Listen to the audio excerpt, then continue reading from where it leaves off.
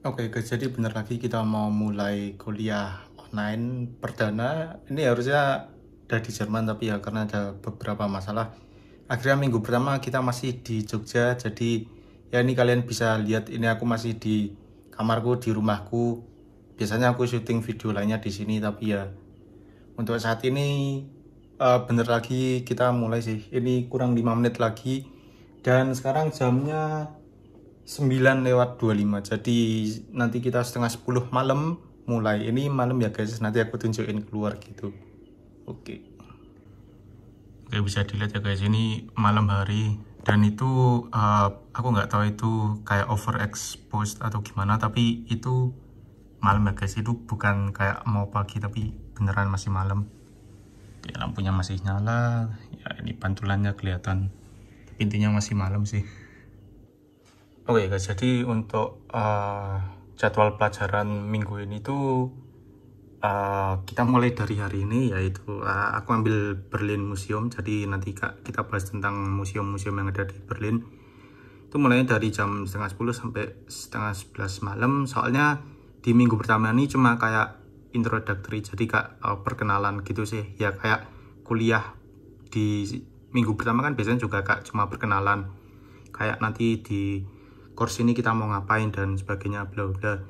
Nah terus hari ini aku cuma ada satu, ini hari Selasa dan cuma ada di malam ini. Kalau di Jerman nih dikurangin 5 jam, jadi harusnya setengah 5 sore sih kalau di Jerman. Cuman ya karena tadi aku bilang kita masih di Jogja, aku masih di kamar, jadi ditambah 5 jam, jadinya setengah 10 sampai setengah 11. Terus untuk besok itu ada ini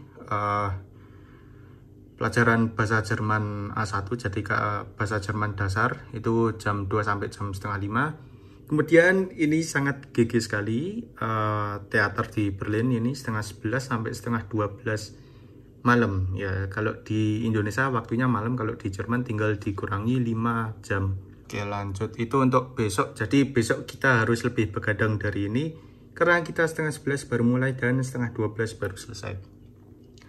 Kemudian untuk hari Kamis ini cuma ada satu, nama course-nya Constructing History dari setengah 6 sampai jam 8. Ya ini nggak terlalu malam sih, yang malam itu cuma 2 ini aja. Dan kemudian di hari Jumat kita ada tentang pelajaran ya Nazi Germany.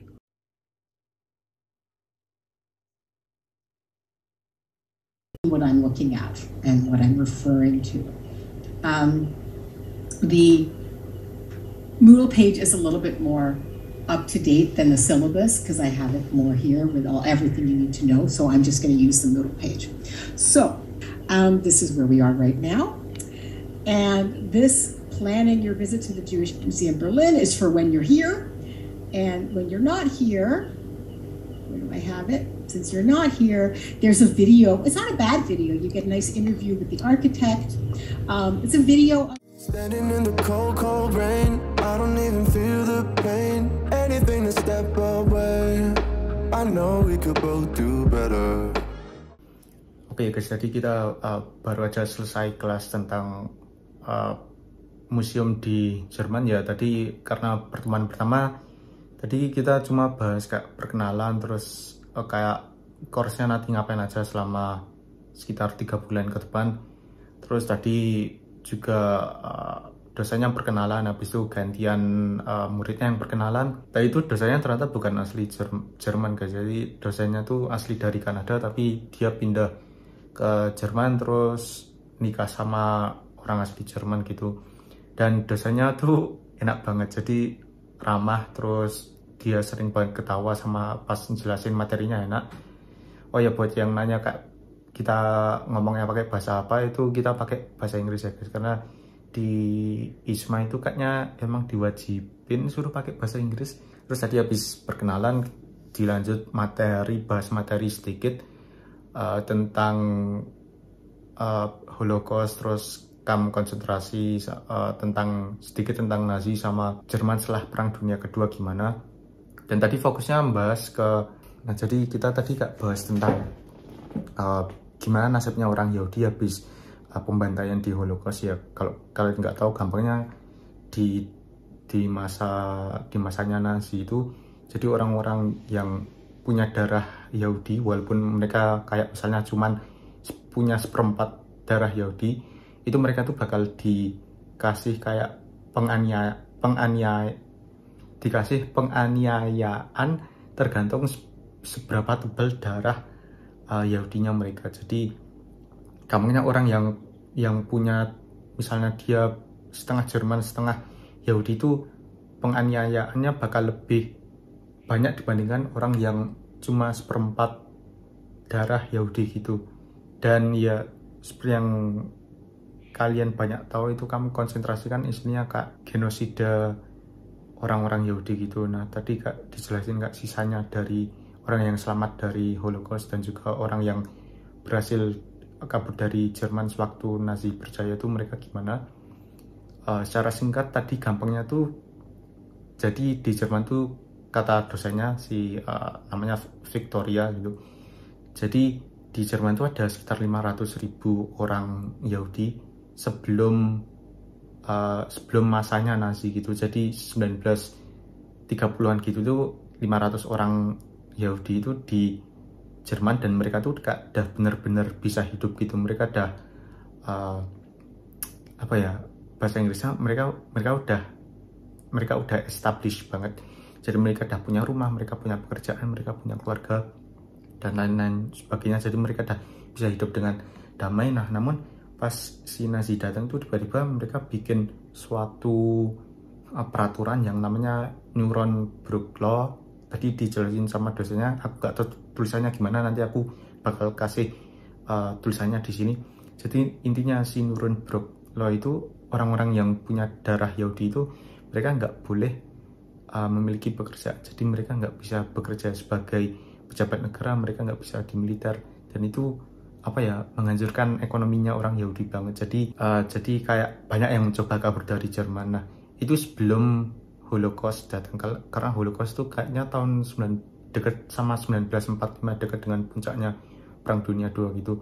Jadi sebelum peristiwa Holocaust itu sebenarnya ada perlahan-lahan tuh banyak orang Yahudi yang mencoba kabur dari Jerman karena si Nuremberg Law itu. Oh ya bentar, jadi dari 500.000 orang Yahudi itu sekitar setengahnya itu yang ke kamp konsentrasi, artinya 250.000-an tuh dikirim ke kamp konsentrasi ya untuk peristiwa Holocaust, dan sekitar ada 12.000 yang berhasil lolos karena mereka punya ikatan yang kuat dengan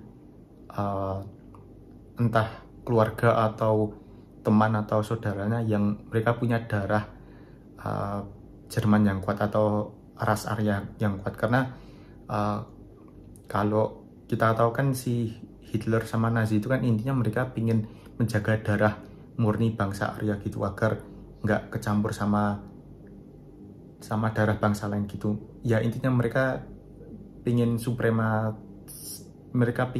supremasi darah Arya gitu atau ras Arya. Nah si 12.000 yang berhasil selamat dari peristiwa Holocaust ini mereka juga ikut kabur ke negara lain. Tadi si dosennya bilang tuh mereka kabur ke timur, ke negara Eropa Timur gitu. 12.000 orang Yahudi yang selamat dari pembantaian Holocaust itu mereka coba kabur ke negara lain di Eropa bagian timur gitu. Nah terus habis Perang Dunia II selesai, habis Nazi kalah tuh si Nuremberg Law-nya ini tuh dihapus gitu dan diganti sama tadi dosennya bilang kayak general basic law gitu. Intinya orang-orang Jerman tuh punya kebebasan mereka bener-bener bebas. Jadi mereka dah punya kebebasan untuk memilih agama, terus kebebasan intinya kayak Nuremberg Law-nya tuh bener-bener dihapus dan diganti dengan kebebasan gitu. Jadi orang-orang Yahudi itu gampangnya mereka udah nggak dianiaya gitu. Jadi tadi habis Nazi kalah sama Perang Dunia II udah selesai itu orang Yahudi yang kabur dari Jerman sama yang bukan asli dari Jerman tapi mereka juga Yahudi itu mereka perlahan-lahan datang ke Jerman gitu pingin kembali karena aku lupa alasannya, tapi tadi intinya orang-orang yang yang punya darah Yahudi itu mereka ingin balik ke Jerman karena ada sesuatu dengan negaranya gitu katanya. Apalah, aku nggak mau beri salah informasi, yang penting orang-orang Yahudi itu tadi ingin balik ke Jerman, dan mereka perlahan-lahan membangun kayak komunitas Yahudi gitu. Jadi Jewish community itu dibangun, dan akhirnya sekitar tahun 86 itu ada pergerakan yang namanya The 86 atau 89, aku lupa, sekitar tahun 80-an tuh, dimana anak-anak dari orang-orang yang selamat dari pembantaian Holocaust tuh mereka kayak pingin, mereka udah capek dengan silentnya orang tua mereka, jadi mereka ingin mengungkapkan kebenaran dari pembantaian Holocaust dan juga Nazi dan juga Perang Dunia Kedua dan gimana impactnya ke orang-orang Yahudi gitu. Jadi mereka agak ingin menyebarkan itu ke seluruh dunia. Terus akhirnya kalau nggak salah, karena aku ingatannya agak kurang gitu, soalnya tadi banyak banget informasi yang didapatkan dalam sekitar waktu 20-30 menit. Jadi balik lagi tadi, habis yang pergerakan 86 atau 89 itu kan anak-anaknya dapat kayak informasi benarnya tentang Perang Dunia II, Nazi, terus pembantaian Holocaust, dan mereka akhirnya kayak ingin mengingat kejadian mengerikan ini. Akhirnya mereka membangun yang namanya Jewish Museum, intinya kayak museum tentang bangsa Yahudi di Jerman gitu. Nah, menariknya si museum Yahudi di Jerman ini ada dua. Jadi ada satu yang berdiri tahun 1980-an dan ada satu yang baru, itu baru dibuka tahun 2001. Tadi dijelasin sama dosennya gitu. Nah, sebenarnya ini kalau aku di Jerman harusnya itu nanti minggu depan atau harusnya sekitar 10-an September itu aku harusnya mengunjungi museum Yahudi yang modern yang dibangunnya tahun 2001 gitu. Karena katanya lebih lengkap atau gimana tadi. Ya intinya lebih modern gitulah. Ya tapi sayangnya masih di Indonesia gini. Terus tadi habis kelasnya selesai, aku juga sempat nanya-nanya kayak tentang Nazi. Kalau kita bilang Nazi di sana gimana, terus ya intinya aku nanya hal-hal yang berkaitan dengan Nazi, apakah aman untuk dibilang di publik atau harus kayak ditahan gitu, jangan sampai orang-orang tahu kalau kita bahas segala sesuatu tentang Nazi. Dan tadi dijelasin tuh, oh ya, jadi yang pertanyaan Nazi itu gampangnya mereka udah bukan memaafkan. Jadi intinya kita aman untuk bilang segala sesuatu tentang Nazi di jalanan. Yang penting ada dua hal penting yang kita nggak lakukan, yaitu pertama melakukan salut Nazi. Kalau kalian nggak tahu salut Nazi itu gimana, ya bisa search di Google, karena aku nggak mau contohin di video ini. Terus yang kedua, kita nggak boleh kayak pakai lambang swastika gitu. Lambang swastika tuh lambangnya Nazi gitu, yang bentuknya kayak bentuknya kayak tanda plus tapi ada plot twist yang itulah pokoknya. Jadi dua hal itu kita nggak boleh tunjukkan di publik itu. Cuman kalau bahas Nazi tentang teman terus ke orang-orang tua gitu, mereka tetap mau bahas gitu. Walaupun tadi si dosennya tuh bilang kalau orang-orang Jerman tuh mereka bukan individualis, tapi lebih ke mereka nggak mau ngomong dengan stranger gitu. Jadi mereka nggak mau ngomong dengan orang yang nggak mereka kenal. Beda sama Indonesia, dimana kita nanya orang yang nggak kita kenal atau ngajak ngobrol kan mereka ramah-ramah. Cuman tadi dibilangnya orang-orang Jerman tuh justru mereka nggak mau ngobrol dengan orang yang nggak dikenal gitu. Mungkin sifatnya kayak Jepang gitu, karena aku pernah dengar orang Jepang tuh juga mereka nggak mau ngomong dengan stranger gitu. Jadi ya info tambahan buat kalian yang mungkin suatu saat mau ke Jerman gitu. Jadi ini tadi selesai aku nanya gitu, tadi temenku juga ada beberapa yang nanya seputar bangsa Yahudi, terus seputar bangsa Jerman sama sejarahnya dari era Perang Dunia II sampai setelah Perang Dunia II. Terus tadi itu tuh harusnya kan waktunya selesainya jam 10:30, cuman tadi gara-gara pertanyaan sama pertanyaan beberapa teman-temanku tuh selesainya jam 11, dan sekarang 11:11 sambil aku ngerekam vlog bagian ini. Dan ini baru hari pertama ya guys, besok lebih parah lagi karena kuliahnya mulai dari jam setengah 11 sampai setengah 12. Itu estimasinya ya, mungkin bisa sampai jam 12 atau setengah 1 tergantung.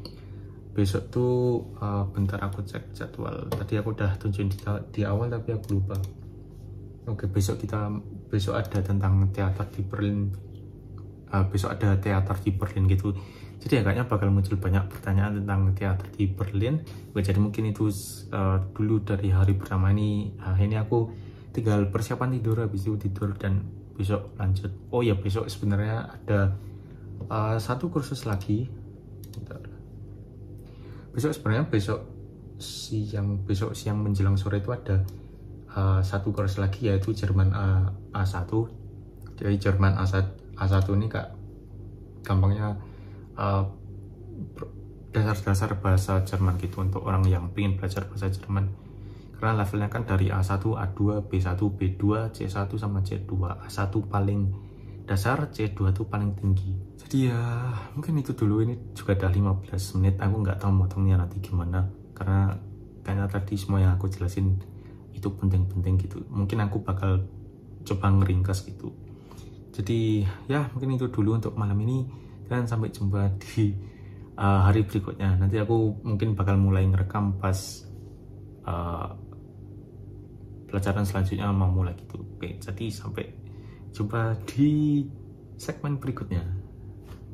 Oke guys, jadi barusan tadi aja selesai kelas Jerman A1 dan sebelumnya sorry kalau ada suara bising karena itu kipasku lagi nyala, soalnya cuacanya agak panas gini, walaupun tadi sempat hujan tapi tetap aja panas dan aku kayak mulai keringetan gitu. Jadi kipasnya tak nyalain, tapi ya semoga suaraku masih masuk jelas. Jadi mungkin biar aku ngerekap aja. Tadi kita belajar tentang perkenalan diri, cara mengenalkan diri secara singkat lewat bahasa Jerman, terus menanyakan kabar ke orang lain. Habis itu kita belajar tentang alfabetnya Jerman, karena tadi Kak Abang bilang ada beberapa tambahan dan cara bilang tiap huruf itu agak berbeda dengan bahasa Indonesia maupun bahasa Inggris. Kemudian habis itu kita belajar tentang, oke tadi aku berusaha cek, jadi kita belajar tentang yang namanya konjugasi, atau kalau dalam bahasa Jerman itu disebut konjugieren. Jadi itu ya sesuai namanya konjugasi, jadi modifikasi kata sesuai dengan subjek sebelum kata itu. Oke guys, tadi kita barusan aja selesai kuliah tengah malam. Ini sekarang jam 23.42, jadi bentar lagi tengah malam. Untuk course-nya tadi isinya tuh sama kayak yang museum, jadi masih introductory. Kalau yang Jerman A1 tadi itu udah langsung masuk materi, jadi tanpa kayak basa-basi introductory gitu. Terus kasusnya sama sih kayak yang museum, karena kan yang museum itu kan sebenarnya cara mereka ngajar tuh sama. Jadi satu minggu mereka ke kayak yang museum ya ke museum, kalau yang teater ya ke teater yang ada di Berlin gitu. Terus nanti minggu selanjutnya tuh bakal kayak membahas apa yang kita dapatkan selama di museum atau di teaternya, dan itu berulang terus. Jadi minggu ganjil kalau nggak salah ya, minggu ganjil tuh nanti yang kita berkunjung ke suatu tempat, habis itu minggu genapnya bakal kayak sesi diskusi di kelas gitu. Terus tadi juga membahas kayak tentang teater di Berlin gitu, dan aku nggak paham sama sekali tentang kayak teater di Berlin. Terus tadi juga dosennya jelasin tentang post dramatik, terus nanya seputar kak apa yang kalian tahu tentang teater di Berlin gitu ya, karena aku nggak tahu ya, menjawab nggak tahu gitu. Terus tapi gurunya bilang santai kok, nanti setelah kalian selesai ikut course ini nanti kalian bakal tahu apapun tentang teater di Berlin. Jadi ya kalau dosennya optimis ya apalagi muridnya sih, aku ngikut aja gitu. Oh ya tadi kelasnya juga 1 jam, soalnya baru kan introductory gitu. Kalau minggu depan kayaknya bakal 2,5 jam, aku kurang tahu, tapi kayaknya semua course di Humboldt ini kayaknya mereka juga 2,5 jam gitu. Soalnya kayak bener-bener mirip sama museum gitu. Kalau kita nggak di sana ya kita nggak bisa ngerasain teater atau ngerasain kayak mengunjungi museum yang beneran secara langsung pakai 2 mata ini. Dan katanya kalau minggu depan misal kita maksudnya aku sama kayak teman-temanku belum datang di Berlin tuh ya terpaksa mereka harus kayak nunjukin museum atau teaternya tuh lewat virtual gitu. Jadi virtual museum sama virtual teater ya bakal nggak seru gitu, karena enaknya ya ngerasain secara langsung hadir ke tempatnya. Sebenarnya aku nggak tahu kayak teater di Berlin, di Jerman atau di Eropa gimana, cuman kalau dari game-game yang aku mainin ke Assassin's Creed gitu, gedungnya harusnya kayak megah gitu sih. Jadi ada tempat pertunjukannya, terus ada kayak banyak kursi, terus nanti gedungnya tuh bakal tingkat, terus nanti biasanya orang-orang yang VIP itu duduknya di lantai 2 atau lantai 3, jadi mereka kayak ada tempat khusus, tempatnya kecil, ada balkon, jadi mereka kayak bisa lebih enak ngeliat gitu. Cuman nggak tahu nanti gimana tempat teater di Berlin tuh gimana, apakah sama dengan yang aku lihat-lihat di game atau kayak berbeda gitu. Soalnya juga yang aku mainin gamenya tuh sebenarnya bukan di Berlin sih, lebih ke Italia gitu, Assassin's Creed apa ya, aku lupa. Yang penting dari Assassin's Creed itu aku ikatnya nggak di Berlin tapi sekitar daerah Italia gitu. Oke guys, sekarang hari Sabtu, aku kelupaan ngerekam dari hari Kamis sama kemarin Jumat juga, karena habis kelasnya tuh aku langsung istirahat gitu, karena ya udah malam sama capek gitu sih. Untuk hari Kamis itu ada matkulnya itu tentang tembok Berlin ya, intinya karena masih perkenalan jadi cuma dijelasin sejarah tembok Berlin gitu dan apa efeknya bagi Jerman dan dunia gitu. Terus gimana dari proses pembangunan sampai proses runtuhnya tembok Berlin, karena seperti yang kita tahu kan tembok Berlin itu kan misahin antara Jerman Timur sama Barat ketika habis Perang Dunia II. Ya, habis Perang Dunia II itu. Tapi sekarang udah runtuh sih. Habis runtuh tuh yang Jerman Barat sama Jerman Timur tuh mereka gabung jadi satu yang sekarang kita kenal sebagai Federal Republic Jerman gitu. Jadi itu untuk yang kelas tembok Berlin. Terus kemarin ada kelas tentang Nazi Germany. Ini matkul yang paling aku tunggu-tunggu sih, karena ya dari judulnya aja udah menarik gitu, kita bahas tentang Nazi. Jadi kemarin kita juga membahas sejarahnya Nazi, jadi bukan khusus ke Nazi sih, tapi lebih ke sejarah Jerman dalam 200 tahun terakhir kalau nggak salah. Itu diringkas dalam PPT sekitar hampir 1 jam, mungkin 45-50 menit gitu. Jadi intinya dijelasin dari Holy Roman Empire gitu, terus lanjut sampai ke Jerman yang sekarang gitu. Agak kompleks sih untuk kayak sejarahnya gitu. Tapi nanti kedepannya kita juga bakal bahas Nazi dan juga ya bahas putar itulah sesuai judulnya. Jadi ya itu mungkin aja sih untuk pelajaran minggu ini. Untuk minggu depan karena visa, oh ya aku belum ngomongin tentang visa, nanti aku jelasin. Tapi minggu depan kemungkinan besar masih di Indonesia karena visanya belum keluar, dan karena visanya belum keluar jadi ya dari pihak ISMA juga nggak bisa mengajukan tiket pesawat gitu sih. Jadi ya kayaknya minggu depan masih harus online. Oh ya, tentang visa, kalau ada, sebenarnya sih harusnya aku kayak bilang ini di awal-awal videonya tapi nggak apa. Jadi mungkin ada yang bertanya kenapa visanya kayak belum keluar, terus kenapa masih di Indonesia.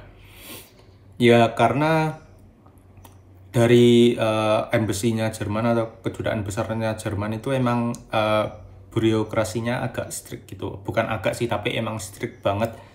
Dan mereka soal imigrasi itu benar-benar ketat gitu. Jadi emang agak sulit dan lama prosesnya. Contohnya aja kemarin baru aja kayak dari pihak embassy-nya minta disusulin berkas berupa ijazah SMA asli sama transkrip akademik yang terbaru gitu. Padahal aku kan apply visanya itu sekitar 29 Juli. Udah 1,5 bulan. Habis 1,5 bulan gak ada kabar tuh tiba-tiba kemarin habis Jumatan tahu-tahu ada email dari Embassy Jerman katanya kita butuh dokumen tambahan, yaitu ya ijazah SMA sama transkrip akademik gitu ya. Kaget aja.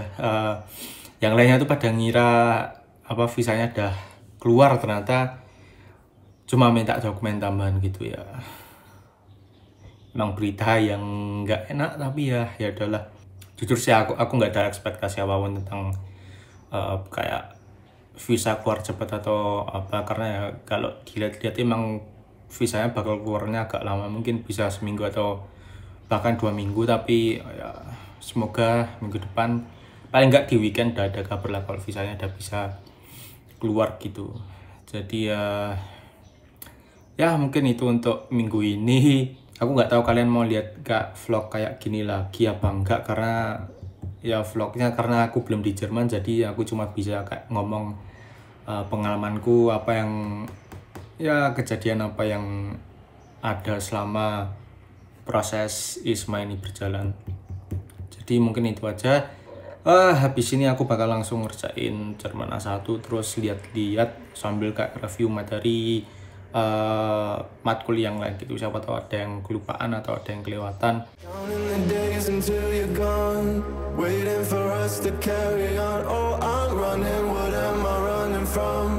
Time's going by, but where's the time going? I tried to give you everything. You took it all and took it for granted. If you're still falling out of love, maybe. Oke guys, jadi baru aja selesai. Aku nggak tahu tadi 20 detiknya tuh kelihatan aku ngomong atau enggak, tapi ya sekalian tadi aku sambil review tuh selain ngerjain tugasnya, aku tadi juga kayak nge-review cara pengucapannya, karena kalau belajar satu bahasa tuh menurutku nggak cukup cuma kayak kita latihan nulisnya gimana, tapi jangan lupa untuk cara kita ngucapin kayak pelafalan kata-katanya tuh gimana. Karena ya kalau kita nggak latihan speaking, nanti walaupun kayak tulisan bisa, tapi nanti mungkin kayak kita pronunciation-nya bakal beda sama yang aslinya. Kayak contohnya harusnya A, tapi ternyata kita ngucapinnya malah B, kan nanti didengar orang juga agak nggak enak gitu sih. Kayaknya selain tugas yang bahasa Jerman tuh aslinya kayak ada tugas membaca gitu sih, kayak suruh baca teks tulisan gitu, tapi itu aku bisa lakuin nanti lagi atau besok, karena ya cuma membaca aja gitu. Jadi